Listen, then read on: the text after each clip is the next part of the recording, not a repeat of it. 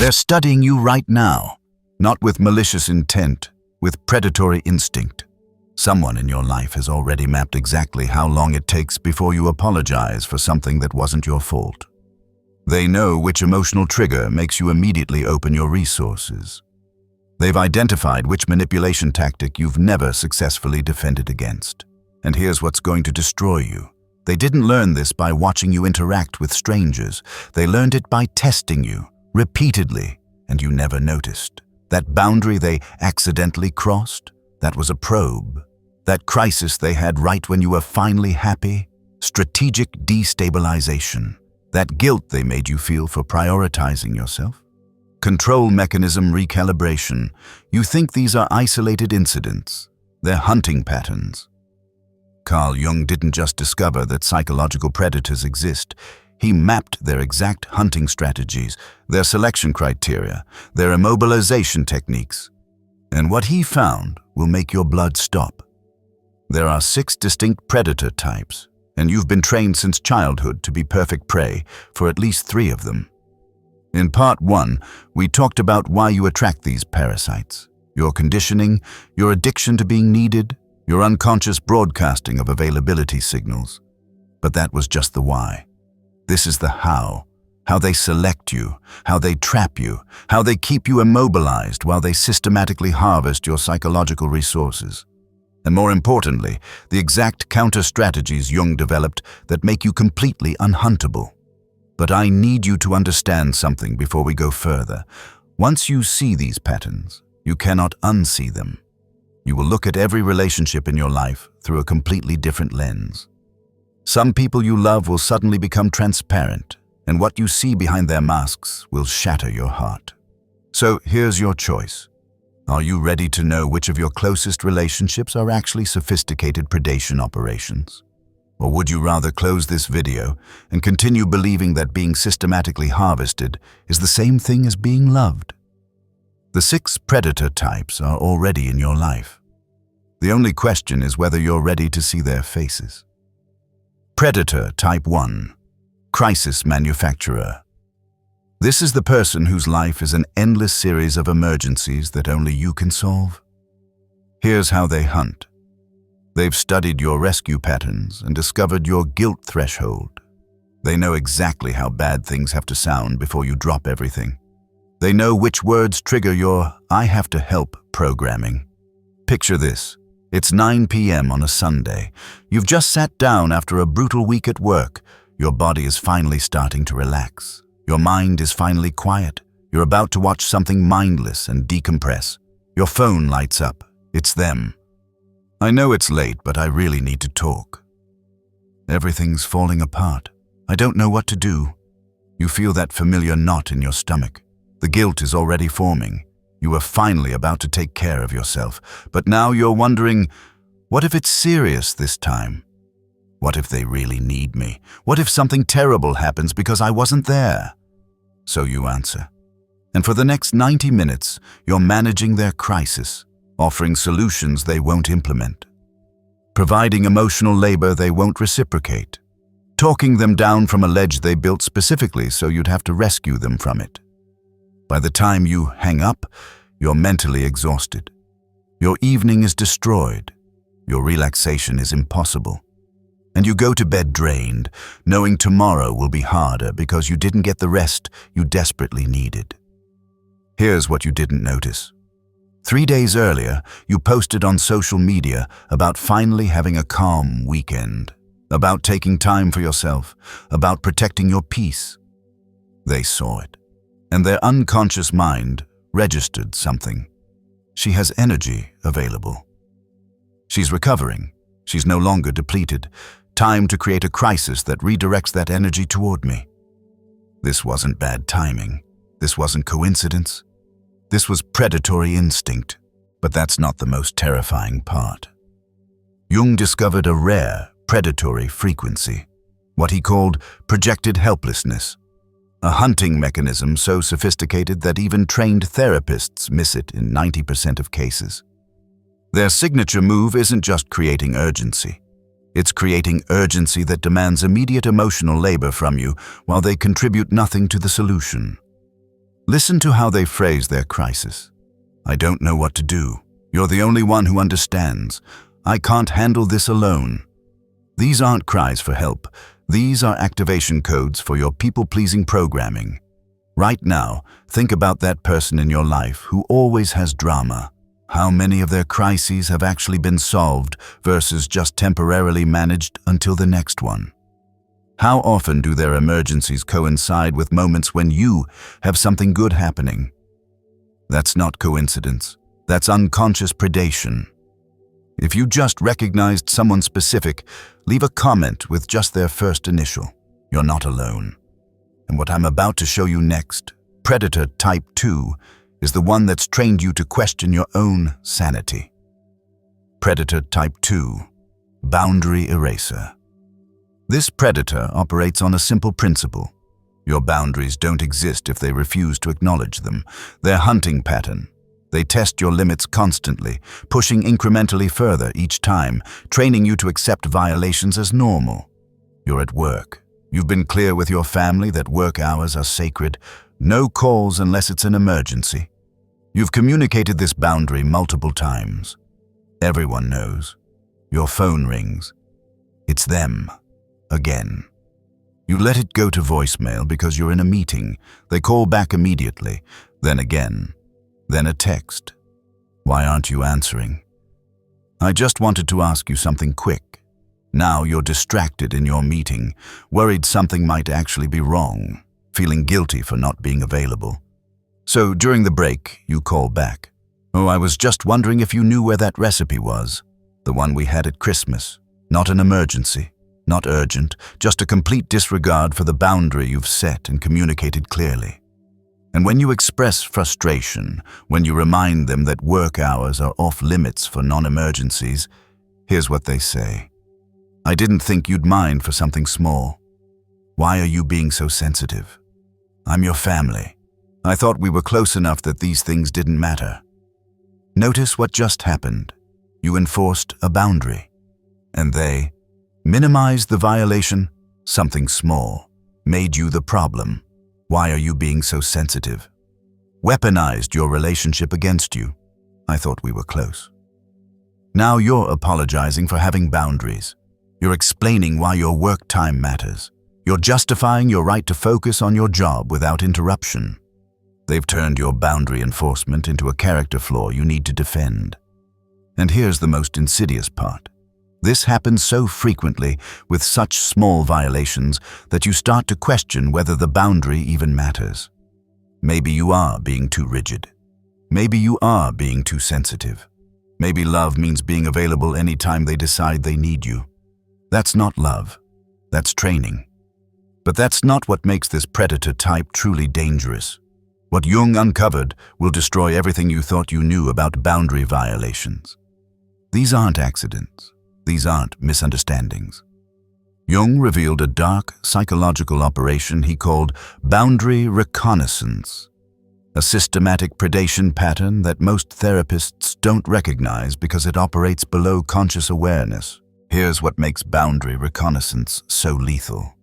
These predators aren't just crossing your boundaries. They're mapping your enforcement patterns with the precision of military surveillance.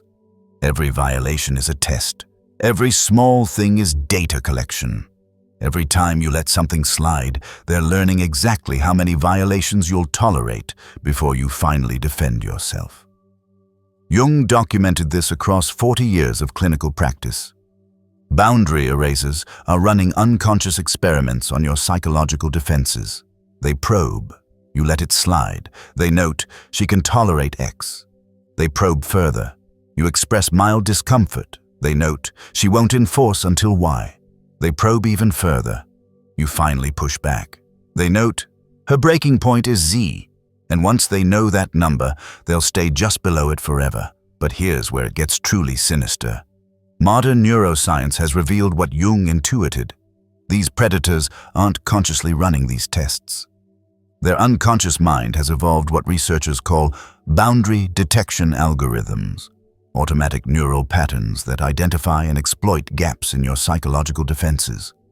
Dr. Leon Festinger's research on cognitive dissonance shows that boundary erasers unconsciously emit signals that make you feel like the problem for having boundaries, not them for violating them. This is psychological warfare at the neurological level. Watch what happens when you finally set a firm boundary. They'll do one of three things. Fake confusion. I didn't know that bothered you, even though you've mentioned it before. Reverse victim. I can't believe you'd say that to me after everything I've done for you. Strategic withdrawal. They disappear long enough for you to miss them, then return expecting the boundary to be gone. All three responses reveal the same truth. They understood your boundary perfectly. They just refused to respect it. That person who forgets what you've asked them not to do? They're not forgetful, they're training you to stop asking. Once you recognize boundary reconnaissance, predators become transparent to you forever. If you're realizing you've been negotiating boundaries that should be non-negotiable, stay with me. Because Predator Type 3, the intermittent reinforcer, is the reason you can't walk away even when you know you should. Predator Type 3, intermittent reinforcer. This is the most psychologically sophisticated predator type Jung identified and the hardest to escape. Their hunting mechanism, they give you just enough positive attention to keep you invested while systematically depriving you of consistent connection. Think about slot machines. They don't pay out every time, but they pay out just often enough to keep you pulling the lever. This predator has turned your relationship into a psychological slot machine. You have a friend. When they're present, they're amazing, attentive, engaged, supportive. You have deep conversations. You laugh until your face hurts. You feel seen, understood, valued. These are the moments you remember when you think about why you love them. Then they disappear. No explanation, no warning, just gone. Messages go unanswered for days, then weeks. Plans get cancelled last minute. You see them active on social media, engaging with others, living their life. But somehow, there's no space for you. You start wondering, did I do something wrong? Are they mad at me? Maybe they're just busy. Maybe I'm being needy for wanting consistent connection. Just when you're about to give up, when you've finally decided you're done trying, they reappear. A text. I miss you. We need to catch up. I've been thinking about you, and just like that, the relief floods through you. They weren't ignoring you. They were just busy. They do care. You weren't being abandoned. You were being paranoid. So you meet up. And it's amazing again. That connection is still there. That version of them you love is back. You feel foolish for doubting the friendship. Then they disappear again, and this cycle repeats. Over and over. You getting close, them vanishing. You withdrawing, them reappearing. You reconnecting, them disappearing. Here's what's actually happening. You're not in a friendship. You're in an addiction cycle. The inconsistency isn't accidental. It's the mechanism that keeps you hooked. Because if they were consistently present, you'd take them for granted. And if they were consistently absent, you'd move on. But this unpredictable pattern of presence and absence, that creates psychological dependency. But that's not the most devastating part of intermittent reinforcement. What Jung discovered about this predation pattern will make you question every relationship you've ever had. He uncovered a rare psychological mechanism, what he called manufactured scarcity of validation. A predatory frequency so sophisticated that it bypasses every conscious defense you have. Here's the dark truth. Intermittent reinforcers aren't just inconsistent. They've unconsciously evolved what behavioral psychologists now call optimal reinforcement schedules, the exact pattern of presence and absence that creates maximum addiction with minimum effort. B.F. Skinner's research proved this in laboratory conditions. Intermittent reinforcement creates stronger behavioral patterns than consistent reinforcement. The unpredictability literally rewires your brain to crave their attention more than if they were always present. But here's where Jung's insight becomes truly horrifying. These predators know, at an unconscious level, exactly when to reappear. Not randomly, strategically.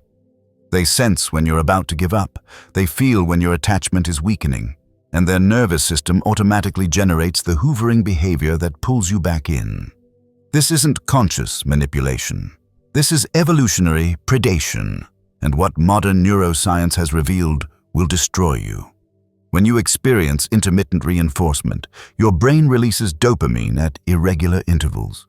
This creates the same neurological pattern as gambling addiction.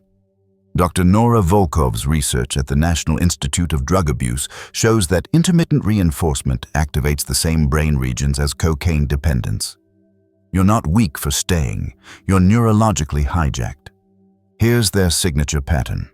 You never know which version of them you're going to get.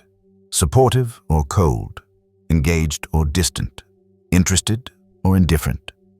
This unpredictability keeps you in a constant state of anxiety, always trying to figure out what you did wrong or how to get back to the good version of them. That anxiety, that's not love. That's trauma bonding. That person who's amazing when they want something but disappears when you need them. They haven't forgotten about you. They're training you to be grateful for scraps.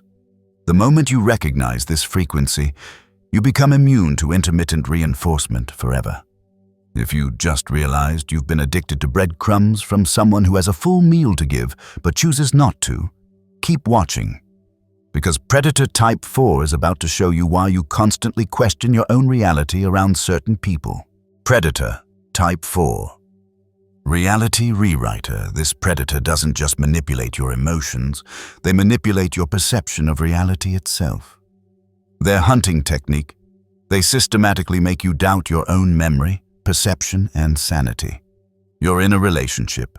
You have a conversation where your partner says something that hurts you, something specific. You remember it clearly because it landed like a punch to the gut. A few days later, you bring it up. Calmly, not attacking, just expressing, "When you said that thing about my career, it really hurt me. I need you to understand why that was painful." They look at you like you're speaking a foreign language. "I never said that." You're misremembering. But you're not misremembering. You can replay the conversation in your head. You remember where you were standing, what time of day it was, the exact words they used, the tone, the context. So you push back. "No, you definitely said it." "We were in the kitchen, you were making coffee, and you said," they cut you off. "I think you're confusing this with something else. Or maybe you're being oversensitive and hearing things I didn't actually say. I would never say something like that. You know me better than that." Now you're in a psychological trap because you know what you heard, but they're so confident in their version, so certain, so calm, and suddenly you're questioning yourself. Did I misunderstand? Was I being too sensitive? Am I making a big deal out of nothing? Maybe I am remembering it wrong. Maybe I'm the problem here.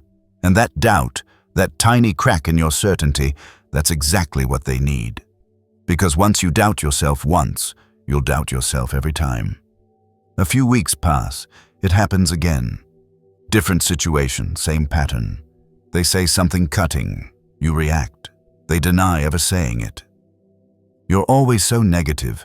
You're always looking for problems. I'm worried about your mental state. Maybe you should talk to someone about why you're always imagining I'm attacking you. Notice what just happened. The conversation is no longer about what they said. It's about your mental stability. You're not discussing their behavior anymore. You're defending your sanity, and the more you defend yourself, the crazier you sound. But that's not what makes reality rewriters the most dangerous predator type. What Jung revealed about this dark psychological operation will shatter everything you thought you knew about manipulation. He discovered a lethal predatory mechanism called assault on psychological coherence. A systematic attack so sophisticated that it rewrites your neural pathways in real time. Here's the terrifying truth. Reality rewriters aren't just lying to you, they're destabilizing your confidence in your own mind. Modern neuroscience has exposed what Jung intuited. When someone consistently denies your reality, your brain begins to question its own perceptual accuracy. Dr. Robert Sapolsky's research shows that during intense gaslighting episodes, the same neural networks activate as during delusional states. Your brain is literally being reprogrammed to distrust itself. But here's where it becomes truly sinister. These predators don't need to be consistent with their own story. They only need to be confident. Jung documented case after case. Reality rewriters speak with such certainty about their distorted version of events that your unconscious mind begins to defer to their conviction over your own memory. This is what psychologists call reality distortion fields. They don't just rewrite history for themselves. They convince you to rewrite it for them. And what's most horrifying, they genuinely believe their distorted perceptions because their neural filtering system has been hijacked by unconscious content. The person isn't consciously lying. Their brain has actually altered their perception of reality. This explains why reality rewriters are so convincing. They pass every lie detector test. They have no tells. They show no deception markers, because from their perspective, they're telling the truth. Once you anchor to your own reality, you become untouchable to this predator type forever. If you're thinking this sounds too harsh or I could never do this, that's your programming talking. That's the psychological slave that's been trained to prioritize predators' comfort over your survival. Stay with me because the next two predator types and the complete counter-strategy framework are what make you completely unhuntable. Predator Type 5. Strategic Victim. This is the predator who weaponizes their own suffering to control your behavior. Their hunting method. They've discovered that your empathy can be triggered on command, and they've turned their victimhood into a manipulation tool. You have a family member who's been going through a hard time for as long as you can remember. Their life is a constant series of tragedies, setbacks, betrayals, and suffering, and they need you to know about every single one. You're exhausted. You've been everyone's support system for years. You finally decide. I need to set a boundary. I need to prioritize my own mental health. I need to say no sometimes. So you do. They ask for help with something, not an emergency. Just another request in an endless series of requests. And you say, I can't right now. I need to take care of some things for myself. Watch what happens next. The tears start. The voice breaks. I understand. I know I'm too much. I know I'm a burden. It's fine.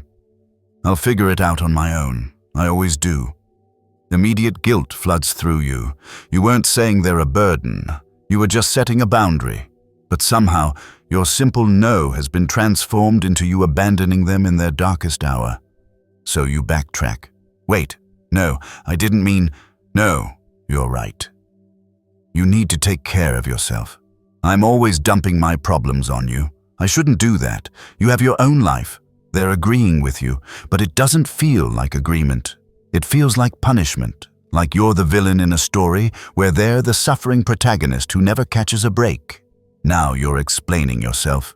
It's not that I don't want to help, it's just that I'm really overwhelmed right now and I get it. I'm overwhelming. I'm too much. Everyone says so. I should just stop talking about my problems altogether. You weren't saying that. You weren't even thinking that. But now, you're comforting them about the boundary you tried to set for your well-being. 10 minutes ago, you were trying to protect your peace. Now you're apologizing for trying to protect your peace and you're back to solving their problem while your needs sit ignored in the corner. That's not vulnerability. That's emotional hostage-taking.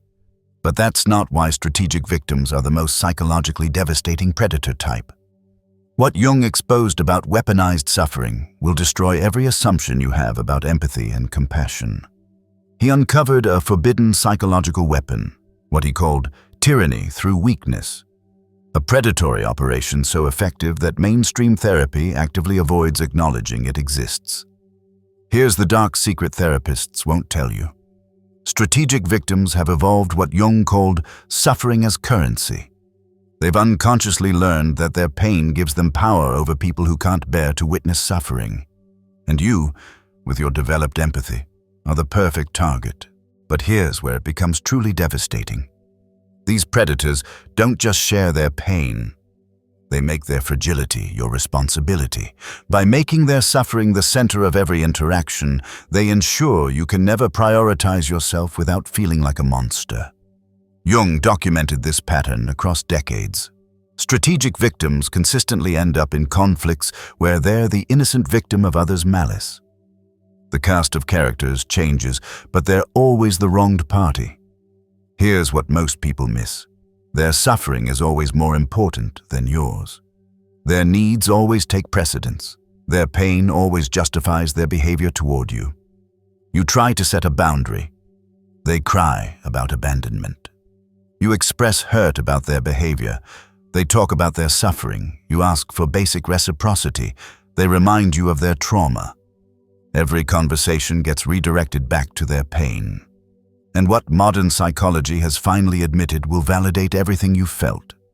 Dr. George Simon's research on manipulative personalities shows that strategic victims use what he calls victim power. They've discovered that appearing helpless is more effective than appearing strong, because strong people can be resisted. Weak people must be rescued. This is predation disguised as fragility. Jung said something devastating. The victim who refuses to heal becomes the victimizer. Strategic victims don't want solutions. They want witnesses to their suffering. And more importantly, they want your energy, your resources, your attention permanently redirected toward their pain. But here's the truth that will set you free. Real vulnerability shares pain without making you responsible for it. Weaponized victimhood uses pain as leverage to control your behavior. The difference is simple. Real, vulnerable people can hear no without making you the villain of their suffering. Strategic victims cannot. Once you see this distinction, you become immune to weaponized suffering forever. If you just realized someone has been using their suffering as a weapon to control your behavior for years, don't close this video. The final predator type and the complete counter-strategy framework is about to show you how to become completely immune to all of this. Predator Type 6. Transactional Collector. This predator operates on a simple principle.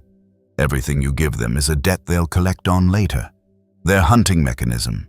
They perform acts of kindness that you never asked for, then hold them over you as proof that you owe them. You're starting a new job. You mention it casually to a friend.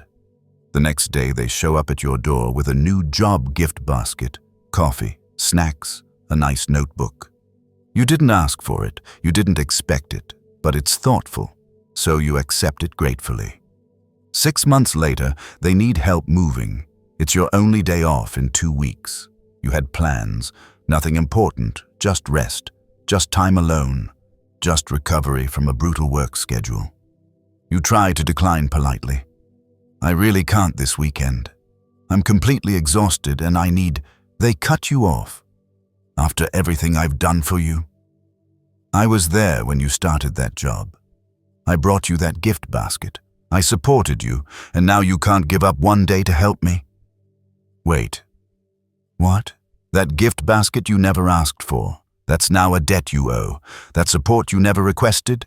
That's now leverage they're using to control your time. You try to explain, I appreciate what you did, but I really need this day to... I can't believe this. I thought we were friends. I thought we were there for each other. But apparently that's only when it's convenient for you. Notice what's happening. You expressed a boundary based on your genuine need for rest. They've transformed it into, you're a bad friend who doesn't reciprocate and takes people for granted. Now you're defending your character instead of protecting your boundary. You're explaining why you're not ungrateful instead of stating what you need. And somewhere in that defense, you'll probably cave. You'll help them move. You'll sacrifice your day off. You'll show up exhausted and resentful, but at least you won't be the person who doesn't reciprocate. Here's what you missed.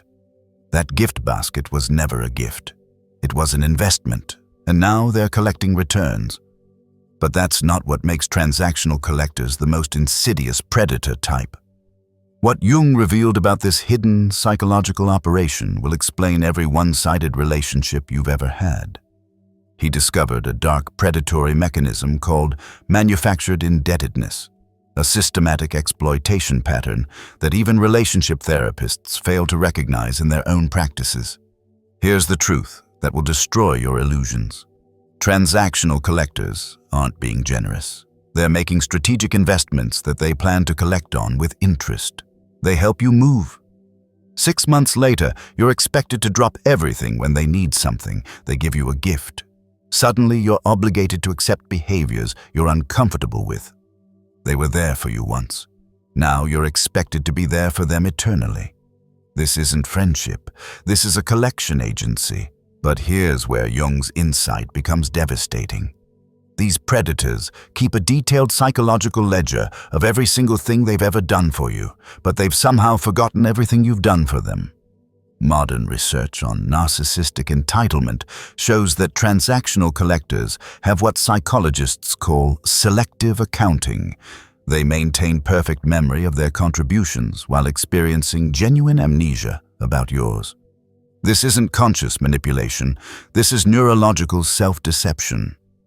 When you try to enforce a boundary or say no to a request, out comes the ledger. After everything I've done for you, I was there when you needed me. This is how you repay me.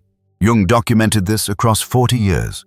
Transactional collectors unconsciously manufacture debt through unsolicited favors, then use that manufactured debt to control your behavior for years. And the most horrifying part, they genuinely believe you owe them. Their brain has rewritten the relationship history to position them as the endless giver and you as the ungrateful taker. But here's what will save you. Real generosity doesn't keep score. Manufactured indebtedness does. The moment someone brings up past favors as justification for why you owe them current compliance, you know the truth. They weren't helping you, they were purchasing future control. Once you recognize manufactured indebtedness, you become immune to transactional manipulation forever. 6 predator types, 6 different hunting patterns, 6 distinct predatory frequencies, and here's what's going to destroy you. You probably recognized multiple people in your life in these descriptions. Maybe the same person uses 3 or 4 of these tactics, but that's not the worst part. The worst part is what I'm about to reveal in the next section. These predators didn't just randomly find you. You're not unlucky. You're not cursed. You're broadcasting specific signals that tell predators your ideal prey. And until you understand what those signals are and how to stop sending them, you'll keep attracting the same psychological parasites in different bodies for the rest of your life. If you've recognized 3 or more of these predator types in your life right now, you need to understand the 5 prey signals you're unconsciously broadcasting. Because what I'm about to show you will explain why you keep attracting these people and how to become invisible to them forever. You're not attracting these predators by accident. You're broadcasting availability through specific behavioral patterns that predators have evolved to recognize instantly. Jung discovered something that will make your skin crawl. Predators don't hunt everyone. They hunt people who've been pre-trained to accept exploitation. Here are the 5 signals you're unconsciously sending that mark you as ideal prey. Prey. Signal number 1. Immediate apology. Reflex. You apologize for things that aren't your fault. Someone bumps into you. You say sorry. Someone has a bad day. You apologize for existing. Someone doesn't like your boundary. You apologize for having needs. This tells predators you've been trained to take responsibility for other people's emotional states and behaviors. What they hear, I can be made to feel guilty for anything, which means I can be controlled through shame. But here's what makes this prey signal so dangerous. Your apology reflex isn't politeness. It's proof you've been programmed to accept blame for situations you didn't create. Think about this right now. How many times this week have you apologized for something that wasn't your fault? That reflex was installed by someone who needed you to be controllable. Every time you apologize for existing, you're telling predators, I believe I'm responsible for your emotional state. And they will exploit that belief until you have nothing left. Jung documented in his clinical work that chronic apologizers were often raised in environments where taking responsibility for others' emotions was the only path to safety. Your apology reflex is a survival mechanism that's now marking you as prey. Prey signal number 2, over-explaining your decisions. You don't just say no. You provide a detailed justification for why you can't do something, as if your worth as a human being depends on having an acceptable excuse. I can't help you move because I have to work, and my back has been hurting, and I'm really behind on my own projects, and this tells predators, you believe your boundaries need justification, which means they can be negotiated away. What they hear, if I can poke holes in your reasoning, you'll cave. But here's where it gets truly dangerous. Watch what happens when you give someone a long explanation. They don't hear your reasons. They hear attack vectors. Every piece of information you give is ammunition they'll use to dismantle your boundary. Your back hurts, but you were fine yesterday. Work can wait. This is important. Your projects aren't as urgent as my need. Real people accept no as a complete sentence. Predators treat it as an opening statement in a negotiation, and they will negotiate until you surrender. Jung observed that over-explainers often came from families where no was never accepted without elaborate justification. You learned that your autonomy required defense, and predators learned that your defenses can be dismantled. Prey signal number 3, prioritizing others' comfort over your safety. You feel uncomfortable around someone, but you force yourself to continue engaging because ending the interaction would be rude. Someone's behavior is inappropriate, but you don't call it out because making a scene would be worse than enduring the violation. This tells predators, you value social acceptability more than self-protection. What they hear, I will tolerate escalating violations rather than risk social disapproval. But here's what Jung discovered that will save your life. Your discomfort is information, not a flaw to be overcome.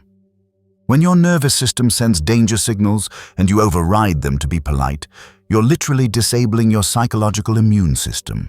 That person who makes you uncomfortable but you can't explain why. Your unconscious mind has detected a threat pattern that your conscious mind has been trained to ignore. Predators aren't confused by your politeness. They're delighted by your self-betrayal. Every time you stay in an uncomfortable situation to avoid being rude, you're teaching predators that your boundaries are negotiable. Jung called this the tyranny of social niceness, the cultural programming that makes victims complicit in their own exploitation by prioritizing the comfort of predators over their own safety. Prey. Signal number 4, accepting breadcrumbs as full meals. Someone gives you minimal effort, and you're so grateful that you treat it like they've given you everything. They text you back after 3 days. You're relieved instead of insulted. They show up once after canceling 5 times. You're thankful instead of done. They do the bare minimum. You praise them like they've moved mountains. This tells predators, your standards are so low that minimal investment yields maximum return.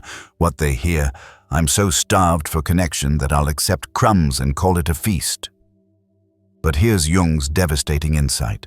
People don't treat you based on what you deserve. They treat you based on what you accept. Every time you celebrate someone for doing the absolute bare minimum, you're teaching them that minimal effort is sufficient to keep you available. Think about this right now. How many people in your life give you 10% and you treat it like 100%? That's not gratitude. That's starvation acceptance. And predators have evolved to detect starvation from miles away. Jung observed that people who accept breadcrumbs were often emotionally starved in childhood, taught that any attention, even negative, was better than none. Your gratitude for crumbs is broadcasting historical deprivation. Prey signal number 5, chronic benefit of the doubt giving. Someone shows you who they are through their behavior, but you make excuses for them. They're going through a hard time. They don't mean it like that. Everyone deserves another chance. I'm sure there's a good explanation. This tells predators. You will ignore evidence and create favorable narratives that excuse their exploitation. What they hear: "I will do the psychological work of justifying your bad behavior so you don't have to change it." But Jung said something devastating about this pattern. People don't need to hide their predatory nature from you. You'll do it for them. Think about that person who keeps disappointing you. How many times have you created explanations for their behavior that are kinder than the actual behavior deserves? You're not being understanding. You're being their defense attorney against your own better judgment. And here's the most terrifying truth of all. Every single one of these praise signals was installed in you by previous predators. The apology reflex, installed by someone who needed you controllable. The over-explaining, trained by someone who wouldn't accept your no. The comfort prioritizing, conditioned by someone who punished your boundaries. The breadcrumb accepting, created by someone who starved you systematically. The benefit giving, programmed by someone who exploited your compassion. You weren't born this way. You were made this way, and the predators in your life now are simply harvesting what previous predators planted. If you're ready to stop being psychological prey, the next section gives you Jung's complete counter-protocol. But remember, the predators in your life are counting on you staying soft. They're banking on your guilt. They need you to believe that boundaries make you the villain. Jung's framework for psychological sovereignty isn't about becoming cold or heartless. It's about developing what he called conscious ruthlessness, the ability to protect yourself from exploitation without guilt. You've already seen the 6 predator types. You understand the 5 prey signals. Now we integrate everything into a complete system. Here are the 5 counter-strategies that make you invisible to predators. Counter-strategy. Number 1. The silent boundary. Stop announcing your boundaries. Stop explaining them. Stop justifying them. Just enforce them silently and watch what happens. Someone asks for something you don't want to give. Instead of, "I can't because X, Y, Z," you say, "That doesn't work for me." They push back. You repeat, word for word, "That doesn't work for me." No explanation, no justification, no room for negotiation. Here's what Jung discovered that will change everything. Real people respect boundaries immediately. Predators probe them for weakness. If someone asks, "Why not?" more than once, they're not confused. They're trying to find the argument that will make you cave. And every piece of information you give them is a weapon they'll use against your boundary. The silent boundary is terrifying to predators because it can't be argued with. It's not rude, it's not mean, it's simply non-negotiable. Think about what happens in your current relationships. How many times have you given a detailed explanation for a boundary, only to have every single reason picked apart until you eventually gave in? You have to work. Can't you do it later? Your back hurts. But this will only take a few hours. Your projects can wait. This is more important. Every piece of information you provided became ammunition against you. Watch what happens when you implement the silent boundary. The predators in your life will lose their minds. They'll call you cold, selfish, unreasonable, because you've just removed their primary manipulation tool, your need to be understood. You don't need predators to understand your boundaries. You just need them to respect them or leave. Jung called this sovereign assertion, the ability to state your limits without seeking permission or validation. The moment you stop defending your boundaries, they become impenetrable. Counter-strategy. Number 2, the response delay. Every crisis manufacturer, every boundary eraser, every predator type relies on your immediate response. They need you to react emotionally before you can think strategically. So you stop giving them immediate access to your emotional reactivity. Text message with manufactured urgency, you respond 6 hours later. Emergency that demands your immediate attention. "I'll get back to you tomorrow when I have time to think about this properly." This is Jung's concept of strategic non-availability. Here's what happens. Real crises can't wait and will be handled by the person having them or appropriate authorities. Fake crises manufactured to manipulate you will mysteriously resolve themselves the moment you're not immediately available. Notice how many urgent situations stop being urgent when you don't respond immediately. That's not coincidence. That's proof the urgency was manufactured to trigger your guilt response. Think about the last 5 emergencies in your life. How many of them actually required your immediate intervention? How many resolved themselves when you weren't available? How many turned out to be manageable situations that were presented as catastrophes? The response. Delay does something psychological that predators can't overcome.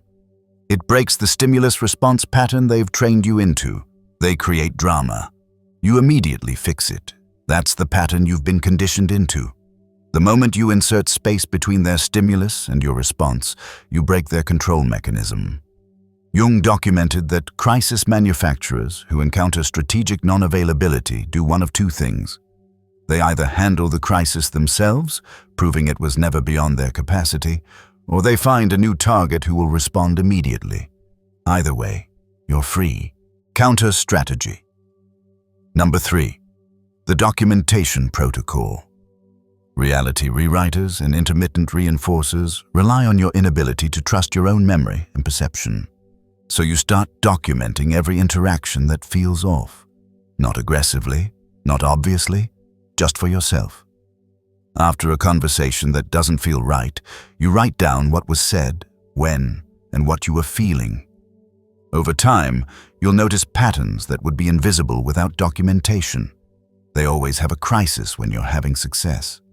They always forget promises that benefit you, but remember promises you made to them. They said X last week, but swear they said Y this week. Your discomfort around them isn't random. It correlates with specific behavioral patterns. Jung called this reality anchoring. When someone tries to rewrite history, you're not arguing from emotion. You're referring to documented facts. But here's what documentation does that's truly powerful. It breaks the gaslighting cycle. When you can reference specific dates, times, and exact words, reality rewriters can't make you doubt yourself. More importantly, documentation shows you the patterns you've been trained to ignore.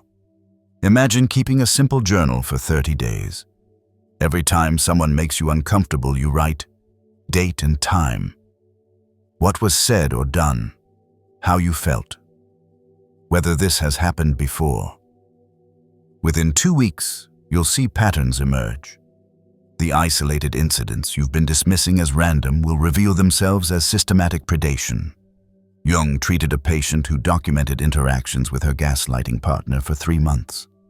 When she reviewed her notes, she found 47 instances where he denied saying things she had written down within hours of the conversation. 47 times in 3 months, he told her she was misremembering or being oversensitive about things she had immediately documented. She wasn't crazy, she was being systematically gaslit. The documentation didn't just prove his deception, it broke her addiction to seeking his validation of her reality. You're not being paranoid, you're being scientific. Counter strategy number 4, the reciprocity audit. Strategic victims and transactional collectors rely on your inability to track the actual balance of give and take in the relationship. So you start auditing. For 1 month, keep a simple list. When did they show up for you versus when they needed you to show up for them? When did conversation focus on their needs versus yours? When did they offer help versus when they asked for help? When did they celebrate your wins versus when they needed you to manage their losses? Don't make it complicated. Just track the data. What you'll discover will destroy the illusions you've been living with. Some relationships have a 90-10 energy split, and you're the 90.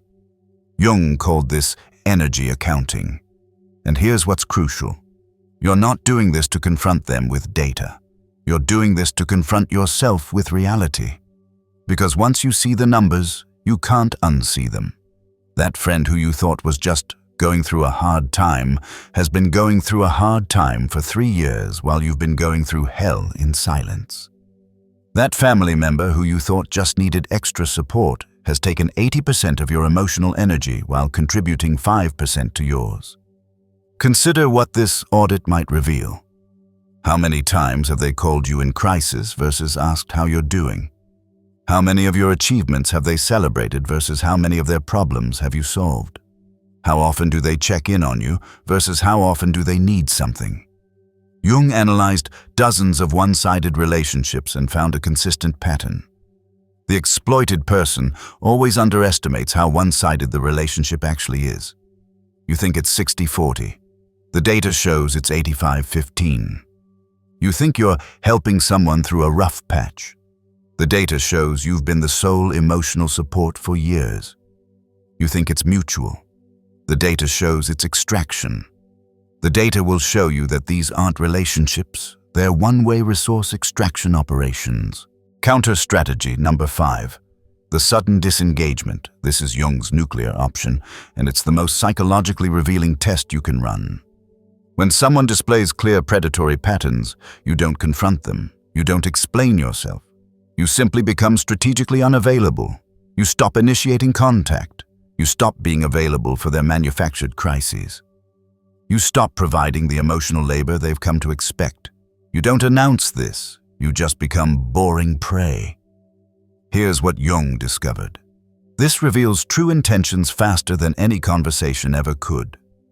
Real people notice your distance and ask if something's wrong because they value connection with you. Predators do one of 3 things. They hoover.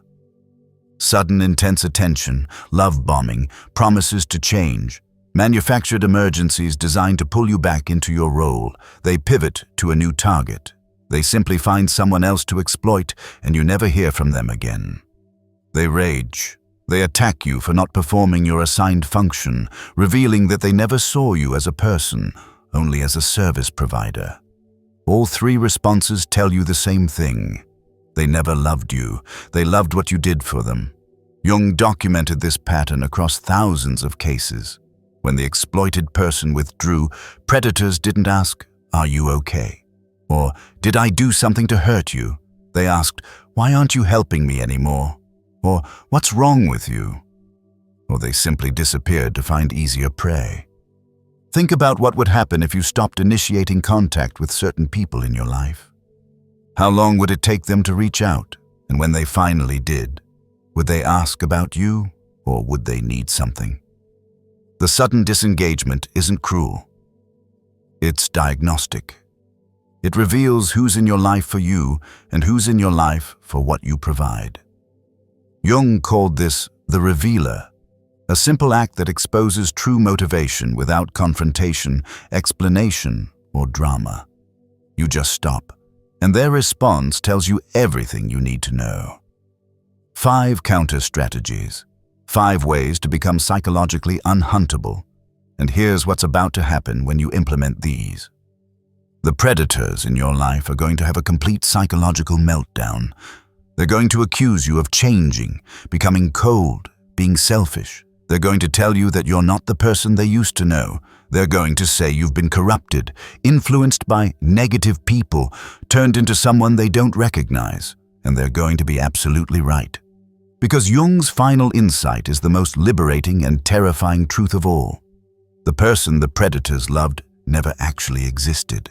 In part 1, we talked about why you attract psychological predators. In this video, we mapped their exact hunting patterns and gave you Jung's protocol for becoming unhuntable. But I need you to understand something crucial. Knowledge without implementation is just intellectual entertainment. You now know the 6 predator types. You can identify the 5 prey signals you've been broadcasting. You have the 5 counter strategies that make you psychologically sovereign. The question is, will you implement them, or will you file this information away and continue being harvested by the predators in your life? Because here's the truth that will determine your entire future. These predators aren't going to change. They're not suddenly going to start respecting you. They're not going to wake up one day and realize they've been exploiting you. The only variable you control is your availability to be hunted. Jung said something that will either liberate you or haunt you. The privilege of a lifetime is to become who you truly are. But becoming authentic requires executing the psychological slave that others programmed you to be. It requires choosing your sovereignty over their comfort. It requires accepting that some people will hate you for refusing to be exploited. Are you ready to be genuinely respected by fewer people, or will you continue being used by everyone? Drop a comment right now and tell me, which predator type hit hardest? The crisis manufacturer? The boundary eraser? The intermittent reinforcer? The reality rewriter? The strategic victim? Or the transactional collector? I read every single comment, and knowing which one landed deepest will help me create content that speaks directly to what you're facing. The video appearing on your screen right now breaks down Jung's shadow work protocol, the psychological framework that prevents you from ever being vulnerable to these predators again. Watch it next. This is a sequence, not a standalone video. This is your path to psychological sovereignty.